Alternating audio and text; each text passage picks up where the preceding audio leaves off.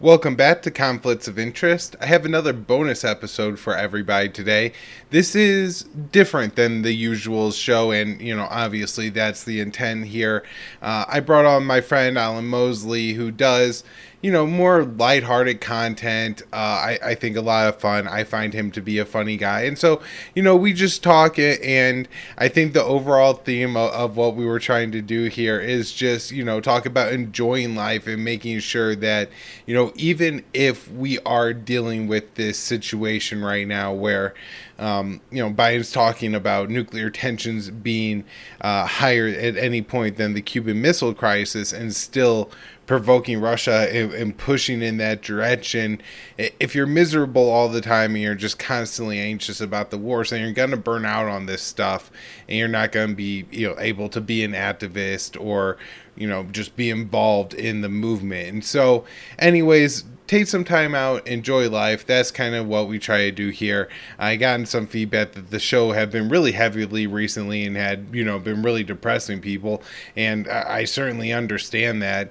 It's not that necessarily I enjoy every article that I end up writing, but I do think the news and the truth is important, so I cover it. Anyways, here's the show with Alan. Again, bonus episode, something fun, something different. Hope everybody has a great weekend. I'm putting this show out on Friday night, Saturday at noon. I'm at the Denver Assange rally, so this is a really big thing. It's really important. If you happen to watch the show Friday night, Saturday morning, come on out, join us. I'm going to be speaking around 12:30, I think, and really looking forward to it. I think this is going to be a fun time. I think we're going to have a good turnout. I'm pretty sure the sun's going to be out tomorrow, so please come on down, support journalism, Assange. And, if you like me and like hearing me speak, you'll check that out as well. So anyways, here's the episode with Alan Mosley. Hey, Alan, how you doing today? Welcome back to Conflicts of Interest. I think it's probably been a year or so since I had you Mhm. on. Well, thanks for having me back, Kyle. Obviously, you weren't traumatized by the first appearance, so we're trying for round two. But just for you, because you're my friend, I muted NFL Red Zone so that I will do this show while not listening to games in my earbud. Well, I really appreciate that. And NASCAR playoffs are on today, so I'm making a little bit of a sacrifice here, too. But we'll get into that because this is going to be a little bit of a lighter show and everything like that. My audience, Alan, tells me that my articles I've been writing, like hmm the potential nuclear war with Russia, poking China in the eye over Taiwan, or the rampant, child underage material on Twitter, is really bumming them out. And so I thought I have you on to keep it on the lighter side a little bit, especially since Will Porter isn't coming on as the co-host as much. There's really no jokes on the show. I mean, Connor's great, but he's a little bit like Will's so dry. He tells some funny jokes sometimes, and hmm so I definitely need a little comic relief in life. So, anyways, just how the hell is it going? How's the show? It's really like It's Too Late is one of the coolest shows in the libertarian movement because it's so different than everything else. Where you're doing like something that's meant to be a little bit more fun, but is not hmm like aimed at just being edgy. So I don't know. I've really always enjoyed your show, and also like your group of people that you have on, Mike Meharry, Sherry, are all some of the coolest people in the movement. So go ahead, Alan. Well, so first of all, have you ever tried writing your articles for the Libertarian Institute the way BuzzFeed is, where it's like 10 reasons why the genocide of Yemen's not great, y'all. Number 5 will blow your mind. Have you ever done anything like that? I mean, I don't know. I like obviously I'm not a marketing expert, so I'm asking other people who know more than me how it is to get all them juicy clicks and likes. I don't know. Yeah, But so yeah, I'm bad at that because I have a special disdain for listicles. I can't stand them, but I do know that I could sit here and write listicles like that and probably get like 4 times as many views as I do if I like sat there for yeah. 4 hours and like do a lot of research like I did for that Twitter piece. If I had like just done a top 10 like top 10 accounts where if they ran advertisements and then child porn people would have like clicked on that a hell of a lot more. Well, it's okay. So that's the tough thing, though, right? So we do a variety of content. It's too late is a late night show, and by the way, in your spiel there, you said one of the best shows in the libertarian movement. So you've already now shoehorned me into an audience of like 17 freaking people. So thanks a lot, Kyle. I mean, we don't even use words like libertarian, anarchist, stuff like that on the show anymore, and the reason we don't is because. I mean, let's just face it. When you use those kind of trigger words, you're dog whistling to a specific type of audience. But what I have found is when you do a variety of content, like you do a show that's meant to be humorous, and then you do a show that talks about sports and things like that. We do it because we do what we enjoy, right? Like if you didn't find a certain level of passion and enjoyment in what you do, then it would be hard for you to do this for 5 years and counting. You just move on to something else. You have to have a certain level of enjoyment in what you do. But the other side of that coin is that if I build a certain audience that expects to see you guys come on and talk about foreign policy, and they see that 1 week, and they think, oh, I like this, I'll be back next week. And the next week I'm on there, freaking juggling plates. Then they're like, well, what the hell is this? This isn't what I signed up for. Blocked, and vice versa. If I develop an audience that enjoys sports and entertainment, and they're like, oh, hey, it's football season, this is a great time of year for that. And then the next week they come on, and I'm talking to, freaking Tom Woods about the coming dollar collapse. And they're like, well, what the hell is this? This has nothing to do with the Dallas Cowboys. Blocked. And so you got to figure out a way to market yourself where you can do what you want, because it is an expression of yourself. But at the same time, you're finding creative ways to reach the right audiences with the right content without building too much of an audience of people that take themselves so seriously that they can't enjoy these things in life. The reason why we call the show Sportsball is, of course, a play on that joke of, oh, you're into the sports ball. Those types of people that, like, they look down their nose at you because you enjoy a football game while they're over there at the water cooler at work talking about, whatever. They're talking about the finer points of the Donbass region in eastern Ukraine, I guess it's Western Russia now. And you know who's over there at the water cooler listening to them? No one. Right. No one's over there listening to them. Yeah, no, and so I actually want to ask you about, I think I told this to Mike Meharry, but I'm pretty sure I told him off the air. The first time I saw the name Sportsball in his feed, I kind of rolled my eyes because I was really worried that you and him were doing a show where you talked about gold in the 10th Amendment, and you named it Sportsball, like as a libertarian mocking thing. And then I watched it and I was like, oh my God, they're actually talking about sports, which I actually have no interest in the NFL anymore. I got burned out on it. I feel like the way they reacted to the concussion situation by changing the way basically you play the game versus trying to change the equipment more, which is the direction I wish the NFL had went in. I really lost a lot of interest in the game, like around 2011, 2012, and since on. But like I was like, oh sweet, this is awesome that you guys are actually talking about football and not just like making jokes about it. So why did you guys decide to use that as a name? And do people actually ever react just based on the name of the show and think you guys are like trying to be autist? Okay, so that's very important, because we tell people sort of kind of like is our internal branding that this is not a libertarian show that has some sports content on it or has a couple of sports nuts hosting the show. It's a sports show.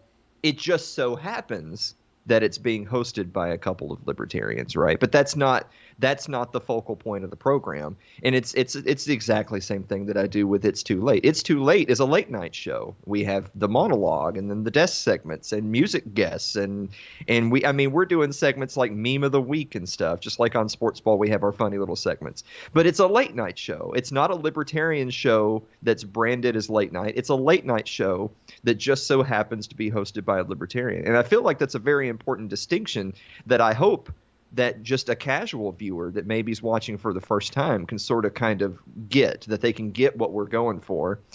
Because I reached the point a long time ago, Kyle, where I decided I really like, I'm cringing when I see people on social media and people that I like and I respect. But I recently made a post where I said, hey, I've got a new Twitter game. Go read your last 15 posts. If they're all political, delete your account. And that's the game we're going to play. And the reason is that it makes me worry about y'all, that this consumes your whole life. Like, you don't, like, I like to see pictures of people like hanging out with their families, having a good time. Like, oh, I did enjoy the game on last night, or, oh, I'm going to this concert. Hey, check out, I really like this band. You know, here's a song I really like. I mean, if there was even just one post out of 10 that gave me some glimpse into the reasons why you love liberty, or it's because the things in life that make life worth living, I'd like to see a little bit of that humanity from people. But I think you used that A word, autistic, a second ago. I think you and I can probably think of some people we've run across in this community that this description I'm making fits them to a T. That it seems like their identity is, I believe in this ideology. They have no identity of, oh, yeah, but what do you do? Yeah, like, what do you do at home when no one's watching? What do you watch? What do you listen to? Where do you guys go on the weekends? Do you do nothing? Is there nothing to you? Because I caution people that, you know, if you think I'm an idiot and don't like my content, that's fine. You certainly wouldn't be the only one.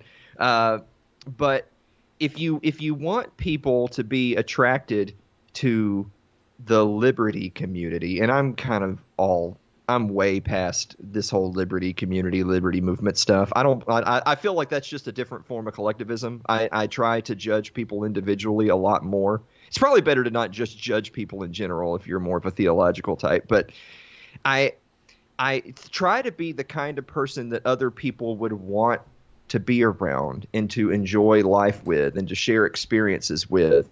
And maybe some of who you are and what you believe in can rub off on people through your being a good example rather than through the treatise you're writing on foreign policy, if that makes sense. Right. No, so here's one of the things. I'm definitely the worst violator of your rule. If you probably go back 1,000 posts and not find anything personal. And it's not because, like, I don't have other things that I do. It's just because I try to spend as little time on social media as possible. And yeah, I feel like, you know, for work, right? Like, if I write an article for the Libertarian Institute, a part of the job isn't just writing the article. It is posting it on Twitter and, like, trying to get other people to read it. But, you know, as you say it like you have, though, it probably would benefit me some to just show people that, like, I do have other interests. And, you know, it's not just that I, you know, read foreign policy from the second I get up until the second I go to bed. I got 2 dogs. I love NASCAR. I'm married. You know, there's a ton of other things going on in my life, but I don't know why I don't like posting on social media a whole lot. But, you know, maybe giving people those glimpses into your life makes you seem like more of a human and less like a foreign policy robot, which I probably come off as sometimes, which is part of the reason we're doing this episode today. Well, okay, well, like, just going at it from the sports angle, because you know, my co-host and very, very good friend Mike Meharry of the 10th Amendment Center, he and I do the Sportsball with Mike and Alan together. We both love sports. We both really love football. He's a big hockey guy. I also really love a lot of college sports, like college basketball. So we're right in season, right? Football season just started. Basketball and hockey are in preseason. Like it's another season of sports ball. And it's so sad to me how many people I run into that will like message me and DM me and be like, why do y'all do that? Like, you know, it's just all taken over by the feds, right? And they've got the jet flyovers and they're waving the flag and it's all military propaganda and yada yada yada. And my answer is always, number one, why would I let those people dictate what I am and am not going to enjoy? I'm not going to allow them to take something out of my life that I enjoy because they're going to infest it with their statist garbo. But that's not. I'm not going to allow them to delete football from my life. I'm just not going to let them do it. Like why? I just feel like because you'll be removing yourself from the equation. They're going to go on. They're going to keep doing it. They're going to keep having football, and they're going to keep putting all the stuff in it that they put in it. And the only one who won't be a part of it now is you. And if that's where you're at, then I mean that's cool. But I mean, those people, I feel this is something I said recently that to me I thought it was a good quote, but I pissed off a bunch of Downey kids. Is those people will be just as miserable in Ancapistan as they are today. Yeah, I mean that is a fair point. You have to have something to do in your life outside of liberty all the time, especially the academic side of it, right? Like I do know some people who their life really is like kind of consumed by the libertarian movement and party, but that's because like their wife is also a member of the Libertarian Party and their wives' friends are all members of the Libertarian Party, and so like they get together and they hang out and they talk about their kids or their chickens or whatever the hell else they have going on in life. But even if everything does revolve around liberty, I guess, just that you have other things going on it is really huge. And so, man, people gotta make sure they're doing that because, especially with things are how they are now, where, I mean, I am constantly on the show, Alan, just baffled and infuriated by the American foreign policy where we are pushing nuclear war with China, with Russia. But at the same time, like if I just talked about that and just focused on that all the time, I'd probably burn out in about 3 more months, and you would never see another episode of Conflicts of Interest or do another show or anything like that. So, I don't. Do you have anything? Yeah. Well, okay. So one of the analogies that I've always used, we just had Hurricane Ian, right, down in the Gulf Coast. One of the analogies I've used is every single time there's a natural disaster, particularly a hurricane, probably thinking in the southern United States, the same old articles and arguments and little news segments on your local television about price gouging come up. It happens every single time. Every time there's a natural disaster, the price of a pack of bottled water is going to go up to $20. And then they're going to say price gouging, and then there's going to be some politicians want to pass another law, and then and also predictably you're going to have the libertarians all crawling out of the woodworks, or crawling out of their closets with their blue Yetis and their Shure SM7s, wanting to talk about how price gouging is basically not real and that it's based on supply and demand and all the reasons why price gouging is actually a good thing, yada yada yada. My thing is that but we did that.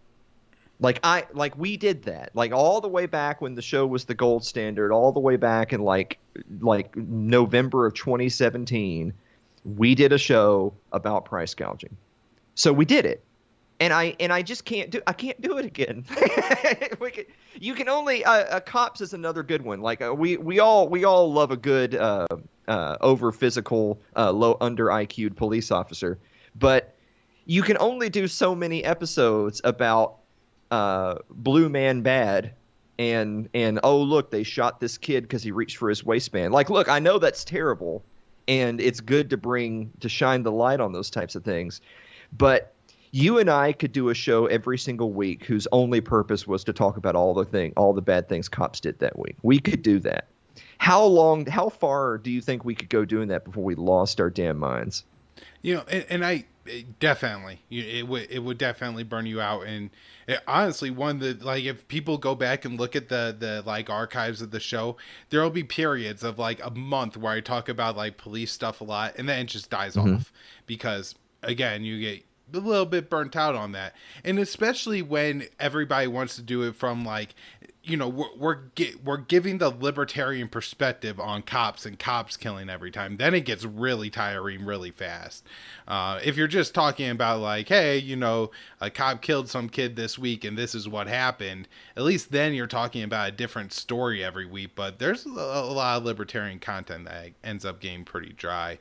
Again, which is one of the reasons why I love your show is particularly that it's too late, because the Sportsball, I feel like it is like so far outside of like like there's not a whole lot of liberty to associate with, where whenever you're just talking about what's happening in the world, just being a libertarian, like it kind of comes through that you, Alan, are a libertarian, at least, you know, to somebody who is you know what I mean? Like I know kind of your perspective on things, or even who you choose to mock, right? Like libertarians really like to make fun of Hillary Clinton and things like, you know, just our list of people who we decide to mock is based on how we view the world and things like that. So it's a really great way to like, you know, where you're not having to watch Stephen Colbert, where it's insufferable. Yeah. Because, you know, who he decides to mock and what he decides to make jokes about is so politically, you know, it's infuriating, right? Because like he's actively contributing to the things we hate most in the world. But with your show, you could kind of just relax and enjoy the content and like laugh at it. Although at times I do probably get like too analytical all your politics, and I'm like, why is Alan saying this about this? But yeah, I back off that pretty quick, and I never harass you about it. Wait, hold on. Now I gotta know, like, because it is true. I'll give you a glimpse behind the curtain.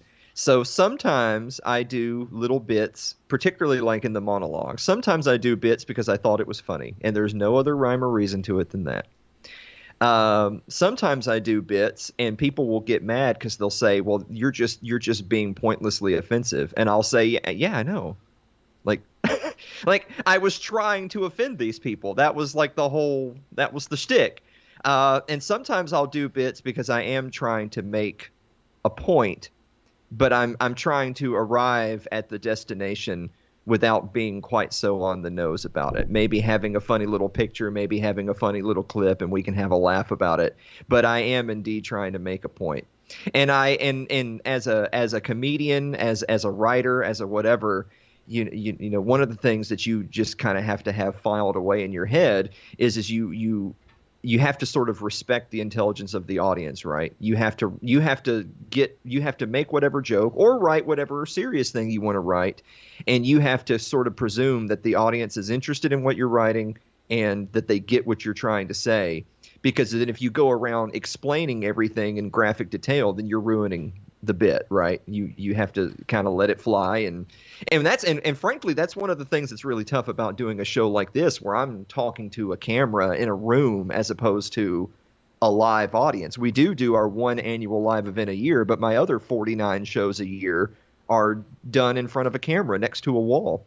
And so if I say something funny, I'm having to hear the audience reaction in my head, because there is no live audience. The audience is out there in the ether, and that can be very difficult to do bits and shtick and comedy when you don't get that immediate, you know, energy and feedback from the audience. But now you've got me curious, Kyle.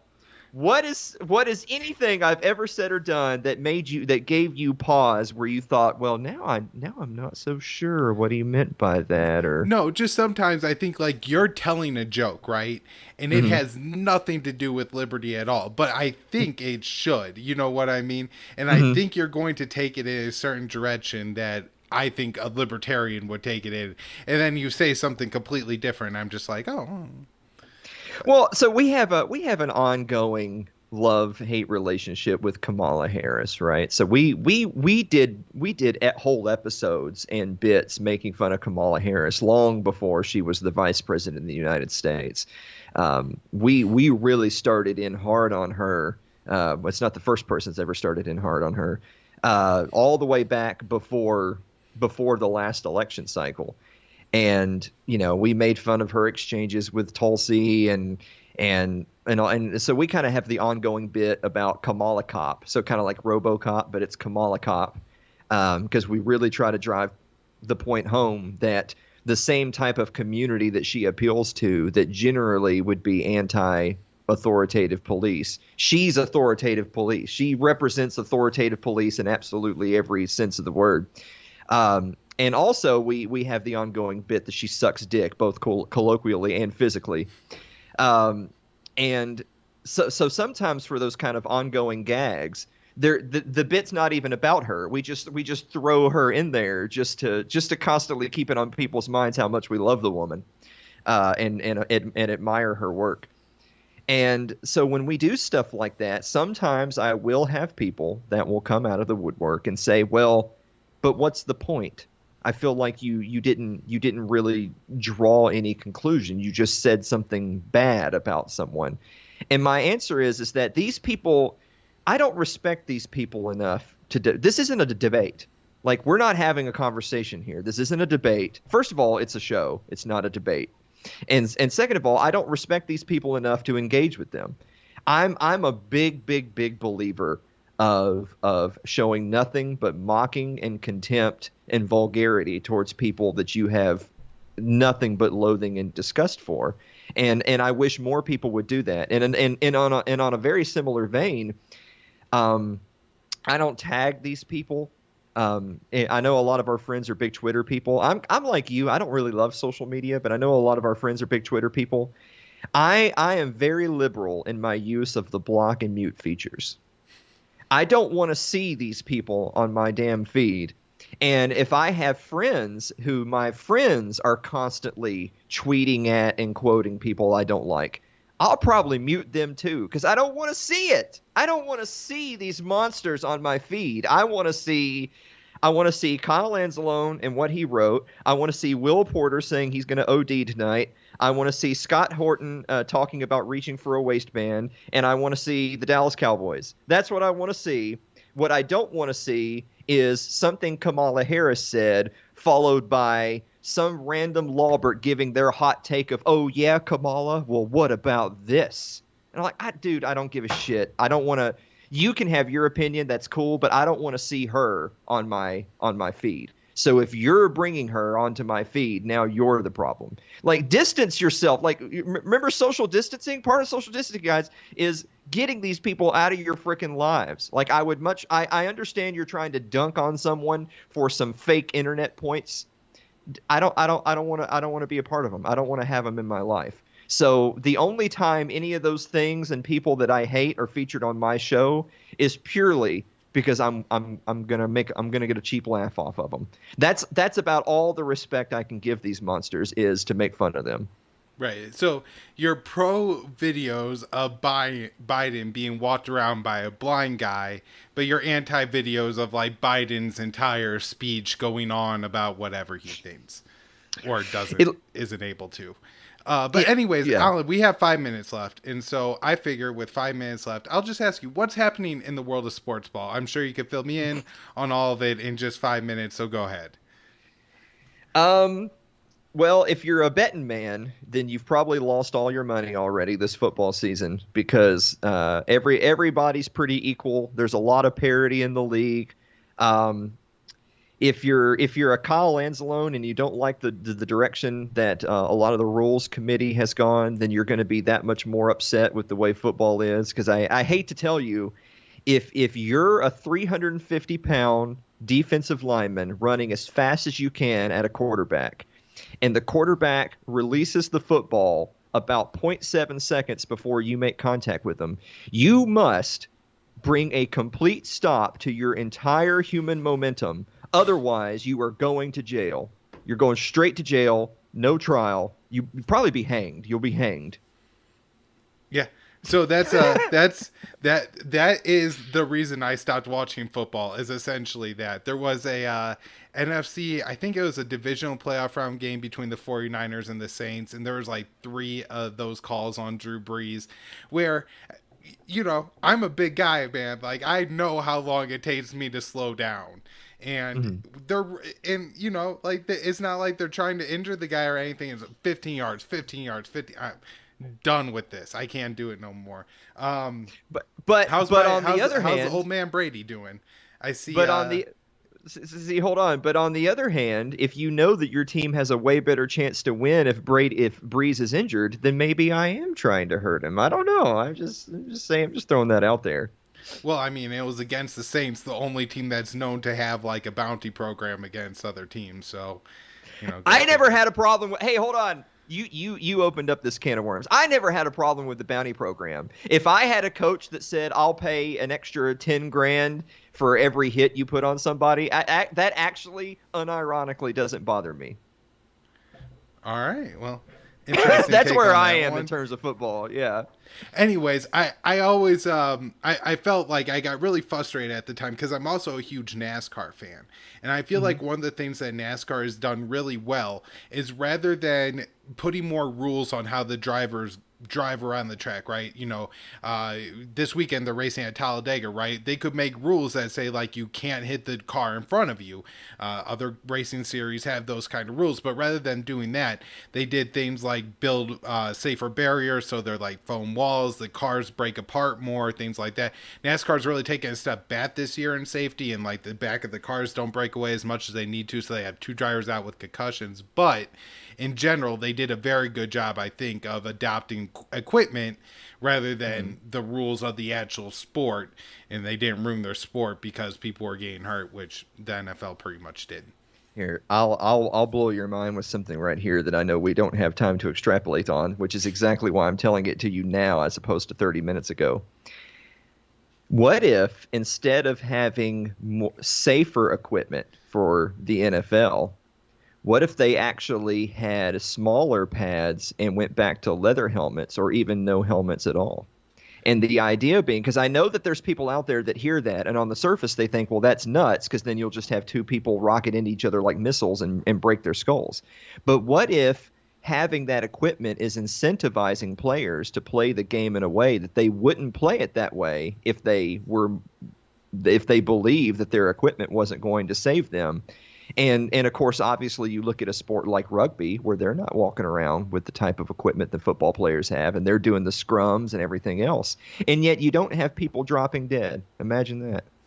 Yeah, so I guess the one thing I will say is I think about the stupidest thing you could do if you're going to fall backwards and put something hard, like a plastic shell on the outside. That seems to be like what gives people concussions, and so probably a leather helmet would be better because at least there's something that's gonna blunt that, because like again that hard plastic hitting the turf, or figure out a way to maybe make softer turf or something like that. But yeah, no, I've heard that argument before, and I do agree to some extent that like if you give the players different kinds of equipment, they might change the way that they play and throw their bodies around and things like that could reduce some injuries too. But Yep. Alan, what else do you have before we wrap up here? Just remind people, It's Too Late with Alan Mosley, and then it's the Sportsball show just comes out on that YouTube channel, right? No, Okay. so Sportsball's on Alan Mosley TV. My network is Alan Mosley TV, so Sportsball comes out on all the same platforms as It's Too Late. The only difference is the podcast version. So It's Too Late is on its own podcast channels, and Sportsball comes out on the same platforms, but you'd have to search Sportsball with Mike and Alan as opposed to It's Too Late with Alan Mosley. So YouTube, Odysee, Twitter, Facebook, all of them are at Alan Mosley TV. All right. Thanks so much, Alan. Appreciate it, Kyle.